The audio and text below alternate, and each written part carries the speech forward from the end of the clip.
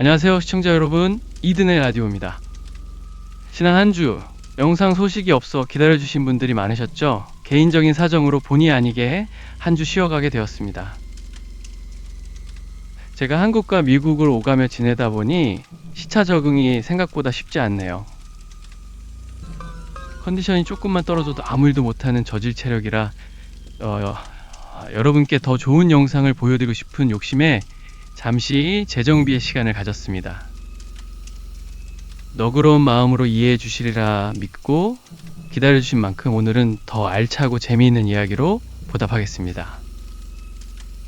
오늘은 저기버그님의 사연으로 시작할 텐데요. 물론 스포는 없습니다. 자, 그럼 오늘 라디오 바로 시작해 볼까요?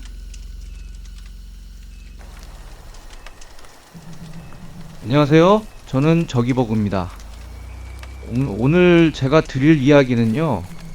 우선 먼저 여기서 늘 약속된 사연 속 저의 호칭을 이든이라고 하겠습니다. 다들 이해하시죠? 사실 이 얘기 지금 꺼내면서도 손끝이 좀 떨리네요. 오늘은 제가 소액 투자로 나대다가 정말 지옥의 문턱까지 갔다 왔는데요. 그 이야기를 하려고 해요. 제가 뭐 대단한 사람도 아니고 그냥 여러분 주변에 흔히 보이는 평범한 직장인이거든요. 아유, 저도 그놈의 소액 투자라면 자다가도 벌떡 일어날 만큼 진짜 관심이 많았죠. 그게 다 욕심이고 지가 죽으러 가는 사진지도 모르고 눈만 뜨면 투자했죠. 근데 우리 같은 월급쟁이들 사정이 뻔하잖아요. 월급 딱 들어오면 뭐합니까? 카드값이 빛의 속도로 스쳐 지나가고 남는 건 진짜 쥐꼬리만큼인데 그래도 포기가 안 되는 거예요. 아, 이걸로 뭐라도 좀 굴려봐야 하지 않나. 진짜 매일매일 머리 싸매고 궁리하는 전형적인 개미였죠, 제가. 주식이요? 당연히 해봤죠. 코인은 안 했겠어요? 근데 아시잖아요. 우리 같은 개미들은 시드가 코딱지만 하니까 수익이 나도 간에 기별도 안 가요. 특히 코인은 아시잖아요. 요즘 아예 저기 지하 안반수까지 꽂혀버려가지고 올라올 기미가 안 보이더라고요. 이제는 업비트 앱 켜는 게 공포영화보다 더 무섭다니까요. 그러다 어느 순간 딱 이런 생각이 드는 겁니다. 결국 답은 부동산인가? 그래, 대한민국은 역시 땅이지. 돈 되는 건 이거밖에 없어. 사실 제가 운 좋게 이사를 몇 번 다니면서 집값이 좀 올랐었죠. 통장에 돈이 좀 꽂히니까 사람이 참 간사하게 없던 자신감이 막 붙는 거예요. 부동산에 소질 좀 있는 것 같은데 막 이러면서요. 근데 문제는 뭐다? 역시 머니죠. 부동산은 결국 덩어리가 커야 하잖아요. 아무리 아끼고 모아도 월급쟁이 속도로는 도저히 답이 안 나오더라고요. 그러던 어느 날이었어요. 출퇴근길 지하철에서 멍하니 유튜브를 보는데 제 눈에 번쩍하고 들어온 게 있었습니다. 바로 경매였어요. 그때는 몰랐죠. 그 호기심이 어떤 결과를 불러올지. 근데 이게 말이죠. 한 번 발을 담그니까 멈추질 않는 거예요. 알고리즘 아시잖아요. 하나 보면 또 뜨고 누르면 또 이어지고. 와, 이거 하나면 인생 역전입니다. 이러고 지금 안 들어가면 평생 후회합니다. 막 이러는데 안지훈이 지금 다시 들어보니까요. 제목들이 와, 진짜 가관이에요. 가관. 완전 뭐 사람 마음 흔들어 놓는 그런 말들만 딱 골라가지고 지금은 제목들이 생각하면 좀 웃기기도 하고 살짝 무섭기도 하고 그래요. 그래도 그때는 이게 뭔가 혹했죠. 처음엔 그냥 아이고 세상에 돈 버는 사람 참 많네 하고 무심코 봤거든요. 근데요, 이런 소리를 매일 듣다 보니까 어느 순간 제 눈이 막 돌아가는 거예요. 정신 차리고 보니까 제 핸드폰이 완전 경매 영상으로 도배돼 있더라고요. 댓글요? 와, 그거 보면 더 무서워요. 난리도 아니에요, 진짜. 다들 막, 내가 이거 투자금 몇 배 벌었어요. 주위에서 다 부러워해요. 이런 성공담이 줄줄이 달려 있는데, 그게 한두 개가 아니라 쫙 깔려 있었죠. 이거 보고 낙찰받았습니다. 망설임 끝입니다. 이런 댓글 계속 읽다 보면요, 사람이 좀 이상해져요. 처음엔 에이, 진짜 이걸로 쉽게 돈을 번다고? 이러다가 어느 순간 딱 그 생각이 드는 거죠. 어라, 나도 할 수 있는 거 아니야? 이거 나만 안 하면 바보 되는 거 아니야? 이게요, 머릿속을 조용하게 천천히 꽉 채워버리더라고요. 그러다 보면 어느 순간 이미 반쯤은 넘어가 있는 거예요. 그래서 그때부터요, 온라인을 미친 듯이 뒤지기 시작했어요. 경매 카페, 오픈 채팅방, 스터디 그룹 탁 치는 대로 다 들어갔어요.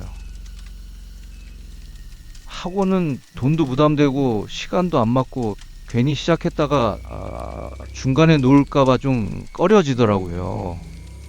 온라인에서 비슷한 처지인 사람들끼리 정보도 나누고 실전 투자하기 전에 안목 좀 키워보자 싶었죠. 그때까지만 해도요, 되게 합리적인 선택 같았거든요.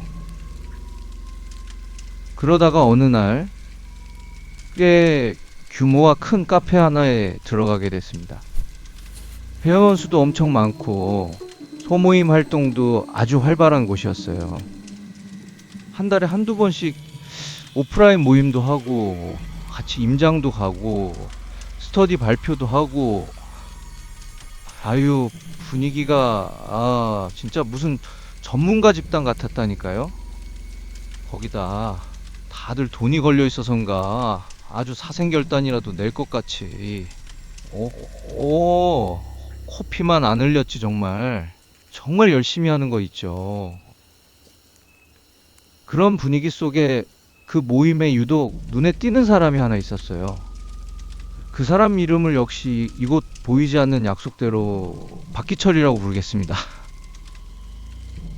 박기철 씨는 모임에서 자료도 엄청나게 퍼주고 본인이 직접 경매로 낙찰받은 상가랑 빌라 수익 인증도 막 하면서 자산을 불렸다며 이러고 떠들고 다니던 사람이었죠. 당연히 모임 사람들은 그 사람을 무슨 교주 모시듯 졸졸 따르는 분위기였고요. 우리 소모임 컨셉이 뭐였냐면요, 실제 물건 하나 딱 정해놓고 모의 권리 분석을 하는 거였거든요. 이게 공부가 진짜 많이 돼요. 근데 저 같은 유비가 뭘 알겠어요. 다른 고수회원들이 올린 자료 보면서 겨우겨우 따라가는 수준이었죠. 솔직히 제가 직접 물건 발굴해서 발표하라 그러면 자신 없더라고요. 걱정이 태산이었죠. 근데 참 웃긴 게 뭔지 아세요? 속으로 그런 생각이 드는 거예요.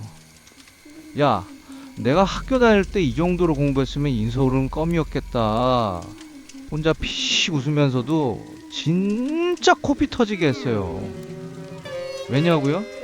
이건 애들 장난감 돈으로 하는 부루마블이 아니잖아요.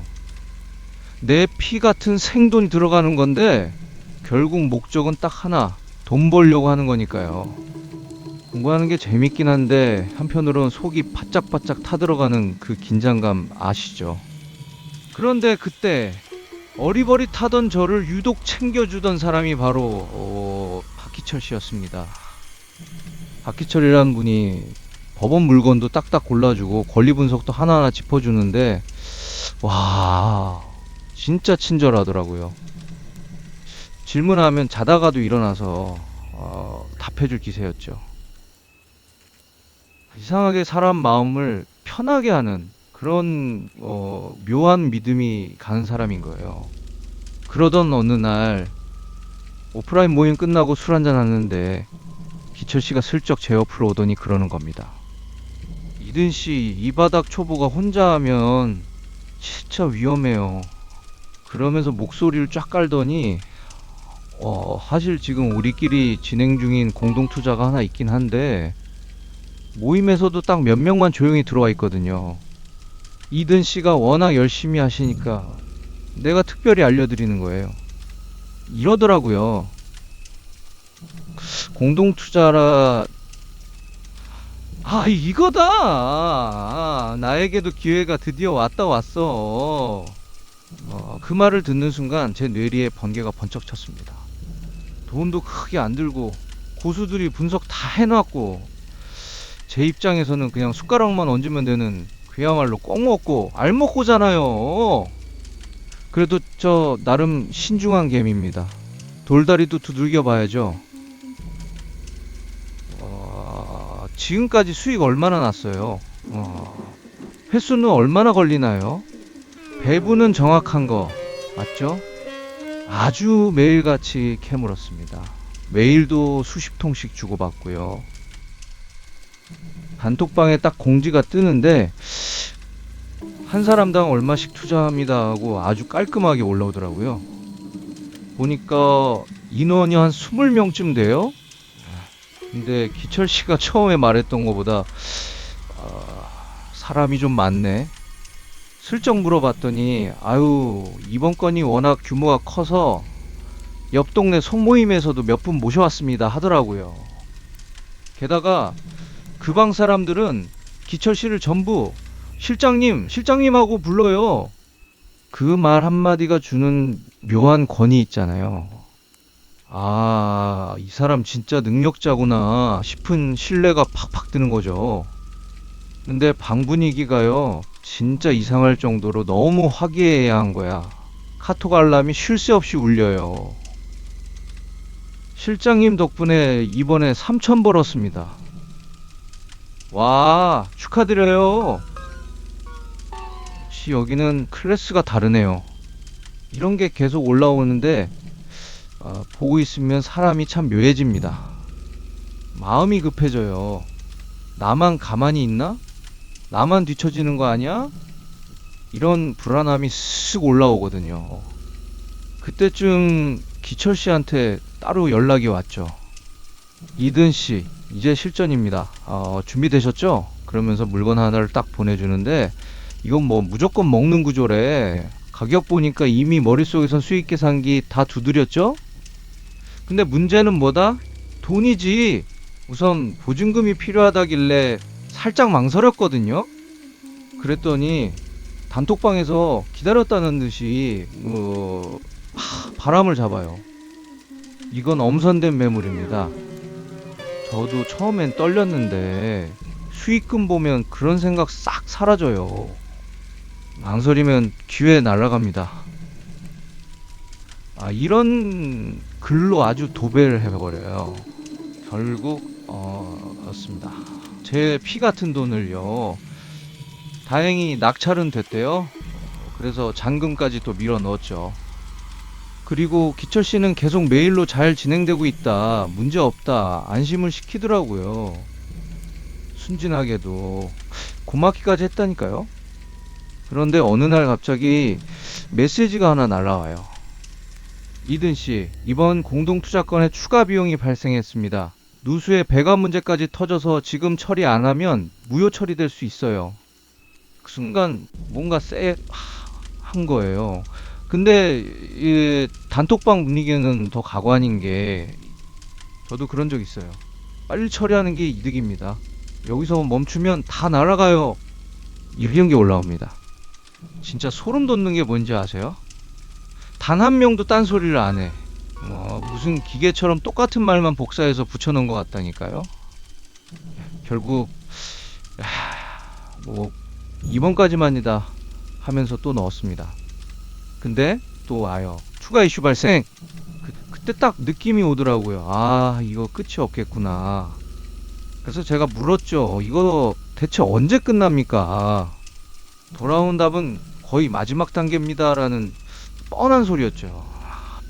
그날 밤이었어요. 단톡방에서 제일 설치던 놈, 맨날 수익 인증하던 그 사람이 갑자기 사라졌습니다. 그냥 증발해버렸어요. 개인 메시지를 보냈는데 읽기만 하고 답이 없네. 그 순간 등줄기에 소름이 쫙 돋더라고요. 당했구나. 그때서야 알았죠. 근데요, 더 미치겠는 건 거기서 못 멈추겠다는 거예요. 너무 억울하잖아. 여기서 포기하면 내 생돈 다 날리는 거니까 오히려 오기가 생겨서 돈을 더 들이붓게 되는 거예요. 그러다 어느 순간 정신이 번쩍 들었습니다. 아니, 이 사람들은 일반인이 아니다. 이 생각이 확 꽂히는 거예요. 그때부터 미친 듯이 뒤졌습니다. 다른 소모임 게시판에 글 다 올리고 메일이랑 단톡방 내용 전부 캡처해서 뿌려버렸죠. 닉네임, 실명 찾을 수 있는 건 다 까발렸어요. 내가 당한 거 하나하나 다 공개하면서 욕도 진짜 사정없이 퍼부었습니다. 그때는 정말 눈에 뵈는 게 없었거든요. 자, 그렇게 제가 인터넷에 다 까발리고 난리를 치니까 바로 연락이 오더라고요. 이든씨, 글 내리세요. 일 키우지 마시라고요. 아주 협박조로 나오는데, 그때 저는요, 겁이 나기는커녕 속에서 불이 확 올라오는 거예요. 내 돈 다 뱉어내기 전엔 절대 안 내려! 가만 안 둘 줄 알아? 하면서 같이 맞받아 쳤죠. 그러고 나서 저도 이제 제 풀에 지쳐가지고 더 이상 게시판에 안 올리게 되더라고요. 몇 달이 지나고 그 일도 가물가물해질 때쯤이었어요. 모르는 번호로 전화가 오길래 안 받았거든요. 근데 바로 문자가 한 통 띠링 날아옵니다. 이든씨, 저 박 실장입니다. 와, 문자에서 그 이름을 보는 순간 이 피가 거꾸로 솟는다는 게 뭔지 알겠더라고요. 실장은 무슨 얼어 죽을 실장? 너 이 자식 아직 살아있었냐? 속으로 씩씩거리면서 문자를 읽는데 내용이 이래요. 그때는 경황이 없어서 사과를 못 드렸습니다. 이든씨 투자한 돈 일부라도 꼭 돌려드리고 싶어서 연락했습니다. 손이 막 떨리더라고요. 떨리는 손으로 바로 전화를 걸었죠.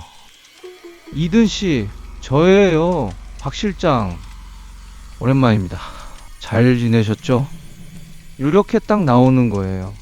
이 사람 목소리가 너무 태연하고 너무 여유로운 거야. 아무 일도 없었던 사람처럼.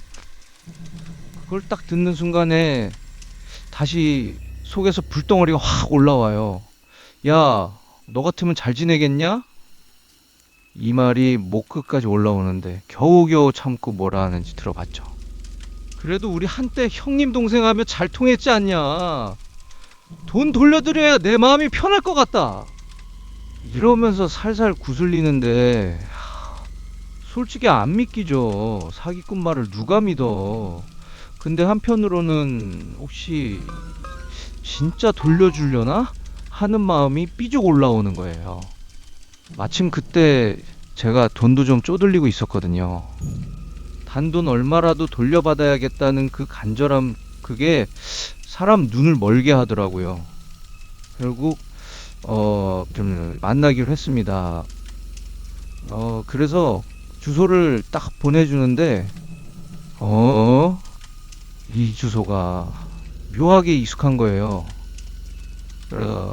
그래서 가만히 보니까 여기 예전에 제가 경매 공부한다고 물건 보러 갔던 그 동네인 거예요. 거기가 완전 그 재개발 지역 있잖아요. 제 기억엔 그랬어요. 왜 사람들은 이미 다 빠져나가고 집들은 텅 비어가지고 흉물처럼 남아있는데 햇빛이 쨍쨍한 낮인데도 치안도 안 좋고 괜히 소름 돋는 그런 곳이었던 것 같아요. 엄마, 여기 왜 이렇게 을씨년스럽냐? 임장 갔을 때도 속으로 딱 그 생각했거든요. 근데 그 주소가 딱 거긴 거예요. 거긴 다 부서져 가는 동네인데 싶은 찰나에 메시지가 또 와요. 거기 소리새 카페라고 있어요. 제 친한 동생이 하는 곳이니까 편하게 오세요. 아니, 거기 카페가 있을 리가 없는데 상식적으로 말이 안 되잖아요. 근데 또 사람이 홀리면 이래요. 에이, 대한민국 대낮인데 뭔 일이 있겠어. 카페라는데 사람도 좀 있겠지. 일단 가서 내 돈은 받아내야지. 그놈의 돈, 그 돈 생각에 제 발로 그 늪으로 기어 들어간 겁니다. 그렇게 저는 아무도 없는 그 썰렁한 동네로 향했습니다. 도착해서 보니까요, 이게 정상적으로 영업하는 카페가 아니에요. 그냥 문 닫은 정도가 아니라 아예 폐점해서 버려진 지 오래된 폐가 수준인 겁니다. 소파는 다 찢어져서 속살이 다 삐져나와 있고, 먼지는 뽀얗게 쌓여서 하라몽기라고는 요만큼도 안 느껴지는데, 근데 참 이상하죠. 문은 또 열려 있어요. 그게 더 소름 돋는 거 아시죠? 홀린 듯이 안으로 발을 들었습니다. 탁자 몇 개만 덩그러니 놓인 그 적막한 공간에서 제가 조심스럽게 불렀어요. 저기요, 계세요? 그때였습니다. 근데 진짜 이상한 게 분명 앞문은 멀쩡했거든요. 근데 갑자기 뒤쪽에서 쾅! 이렇게 문 부서지는 소리가 나는 거예요. 그래서 내가 딱 뒤를 돌아봤는데 거기서 남자 둘이 들어오는데요. 한 명은 딱 봐도 아는 얼굴, 그 박기철 그놈이고, 근데 옆에 있는 낯선 남자는 와, 처음 보는데 덩치가 진짜 말도 안 되게 큰 거예요. 아무도 말도 못하고 있는데 박 실장 그놈이 덩치 큰 사람한테 슬쩍 쳐다보면서 눈짓으로 뭔 신호를 하는 거예요. 이거 뭔가 잘못됐다, 본능에서 확 뭔가 이상한 감이 딱 왔죠. 철커덕 드르륵. 그놈이 바로 셔터를 내려버리는 거예요. 순식간에 바퀴랑 완전히 차단된 거죠. 그러는 옆에 있는 철문까지 끼익 기분 나쁜 소리를 내며 닫고는 딸까 잠금장치까지 걸어버립니다. 아, 늦었다. 이런 생각과 동시에 완전히 봉쇄당한 거예요. 그래서 얼이 빠진 상태로 뭐지? 지금 뭐 하는 겁니까? 아, 큰 소리 쳤죠. 머릿속은 하얘지지. 이게 안 당해본 사람은 몰라요. 너무 순식간이라 상황이 아예 정리가 안 되는 거예요. 박기철 씨, 이게 지금 뭐 하는 짓입니까?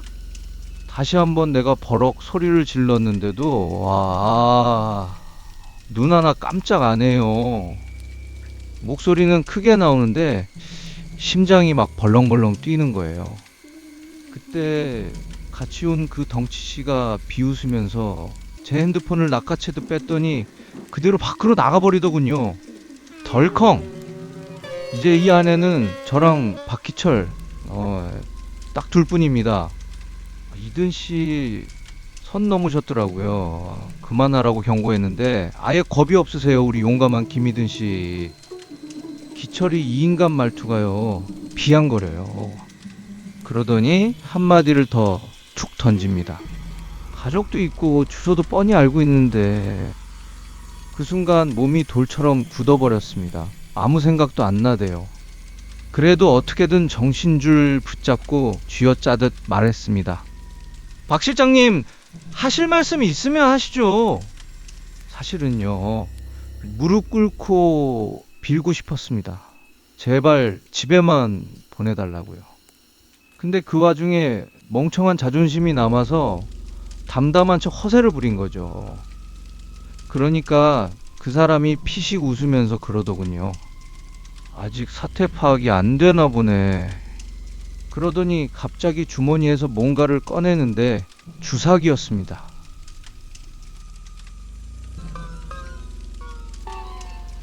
그놈이 작은 유리병 하나랑 주사기를 들고 있는데 표정이 기분 나쁘게 웃고 있는 거예요. 아, 이거 진짜 잘못됐구나. 몸이 먼저 알아차리는 느낌 있잖아요. 그러더니 그 인간이 이렇게 말하는데, 걱정 마요. 잠깐 자고 일어나면 다 끝날 거니까.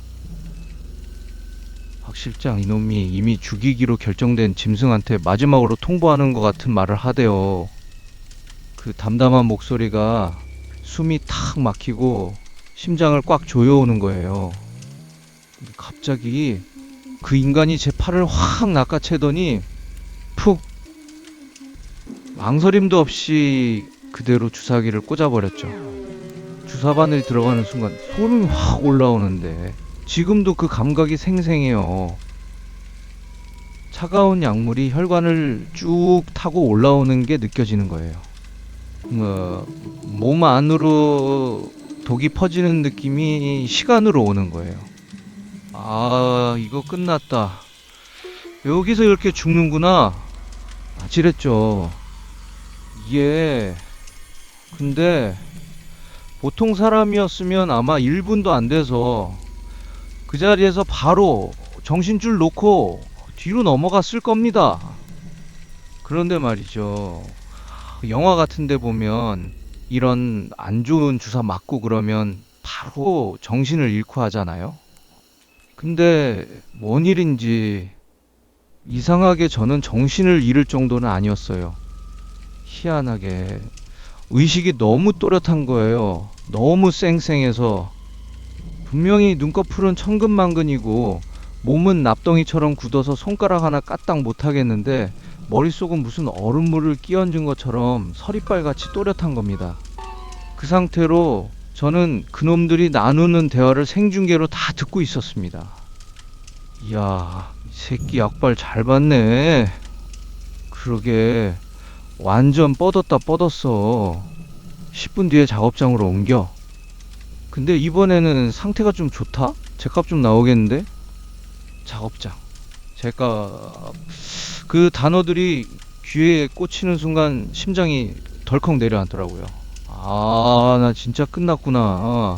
저놈들 손에 해체당하겠구나 하는 공포가 뇌를 찌르는데 정말 미칠 것 같더라고요. 다행히 그놈들은 제가 완전히 간 줄 알고 밖으로 나가버립니다. 철컥, 예, 문 잠기는 소리가 들리는데 그 순간 저는 감았던 눈을 번쩍 떴습니다. 근데요, 정신은 쌩쌩해도 몸이 안 움직여요. 하나도요. 도망갈 기회는 왔는데 내 몸이 무슨 남의 살점처럼 말을 안 듣는 거야. 그게 진짜 죽고 싶을 만큼 무서운 공포더라고요. 지금 안 움직이면 난 여기서 죽는다. 무조건 움직여야 한다. 그 생각 하나로 손가락 끝부터 억지로 깨우기 시작했습니다.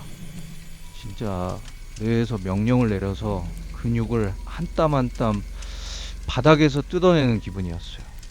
미세하게 손가락 하나, 손목, 팔꿈치 시간이에요.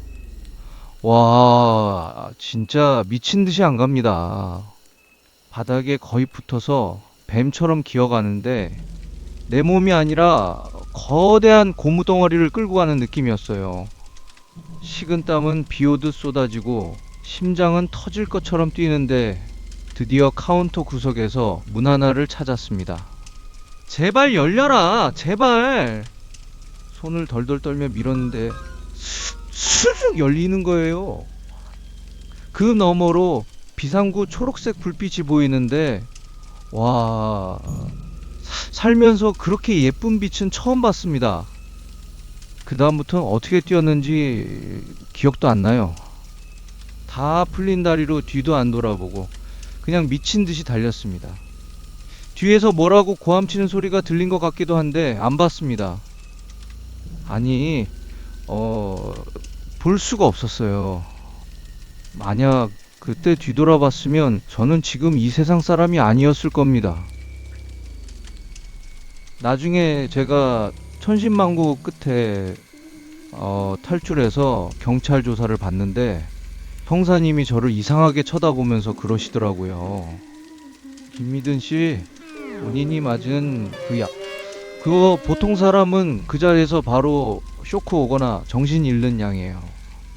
대체 어떻게 버틴 건지 설명 좀 해주세요. 저도 몰랐죠. 근데 형사님이 제 평소 복용약 기록을 보더니 혀를 차시더라고요. 김미든 씨 혈액 검사 결과 보니까 항불안제랑 수면제 성분이 나오던데요. 평소에 그 약들 오래 드셨죠? 몸에 내성도 꽤 생기셨을 거고 보니까 다행히 마취제가 제대로 안 들은 것 같네요. 그 약들이 역설적으로 이든 씨 목숨을 살린 셈입니다. 정말 천운 중에 천운을 타고 나신 것 같네요. 와, 그 말 듣는데 온몸에 닭살이 돋더라고요.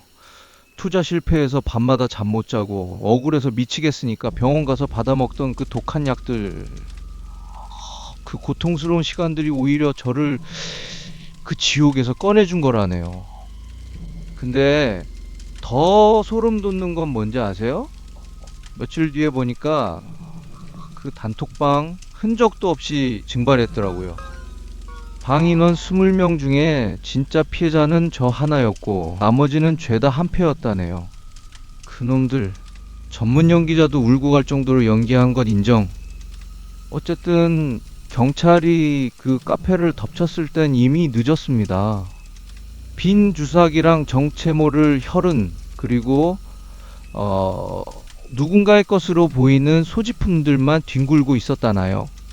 지금도 다른 경매방에서 사람이 소리 소문 없이 사라진다는 소문이 들려요. 마취해서 뭘 하려고 했을까요? 또 사라진 사람들은 다 어디로 갔을까요? 작업장? 아니면 저는 번호 바꾸고 집도 몇 번이나 옮기면서 죽은 듯이 살고 있습니다. 7년이 지났네요. 이제는 괜찮아질 법도 한데 지금도 가끔 밤에 잠이 안 올 때면 다시 불안해서 미칠 것 같아요. 마치 누군가 여전히 제 주소를 알고 저를 지켜보고 있는 것 같은 이 숨바꼭질은 어쩌면 아직 안 끝난 걸지도 모릅니다. 근데요, 진짜 무서운 건 뭔지 아세요? 7년이 지났는데 아직도 가끔 모르는 번호로 문자가 옵니다. 딱 한 줄, 이든 씨, 그거 하나만 달랑 올 때도 있는데 어떤 날은 사진이 같이 와요. 첨부된 사진에는 제가 사는 동네 골목길, 집 앞 편의점, 제가 퇴근할 때 맨날 다니는 그 길목, 그런 게 있어요. 경고라도 하는 건지 그걸 보는 순간 심장이 바닥까지 떨어집니다. 아, 아직도 나를 보고 있구나. 저놈들은 나를 잊지 않았구나. 솔직히 오늘 이 얘기하는 거 고민 진짜 많이 했습니다. 괜히 입 열었다가 그놈들이 다시 찾아오면 어떡하나. 혹시 내 가족들한테 진짜 무슨 일 생기면 어쩌나. 많이 걱정됐죠. 그래서 저는 지금도 문자 하나 편하게 못 엽니다. 모르는 번호는 아예 노이로제가 걸릴 정도고 밤에 문 밖에서 사람 지나가는 소리만 나도 현관문부터 다시 확인하게 돼요.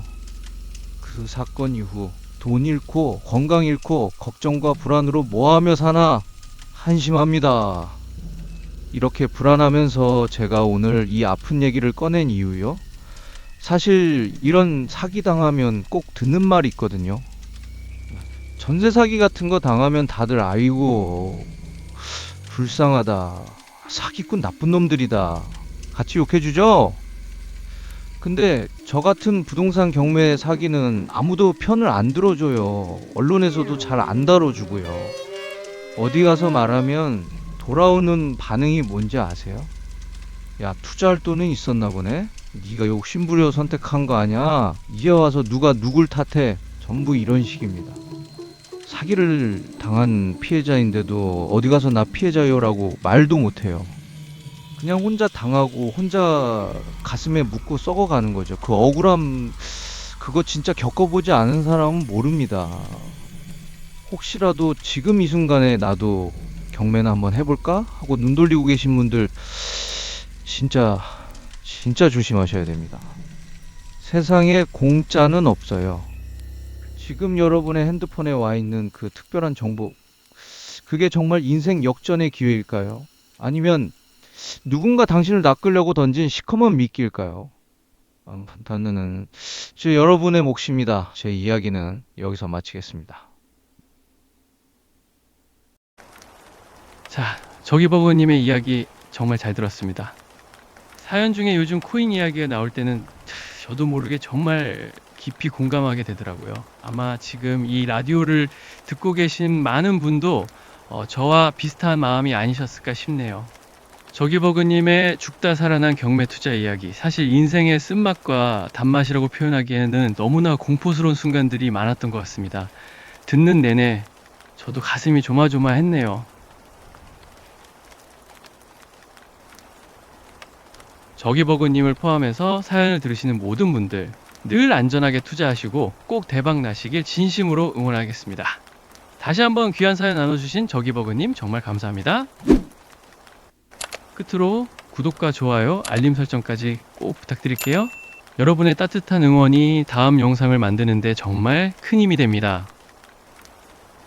그럼 저는 다음 이 시간에 더 생생하고 흥미로운 이야기로 돌아오겠습니다. 지금까지 이든의 라디오였습니다. 고맙습니다.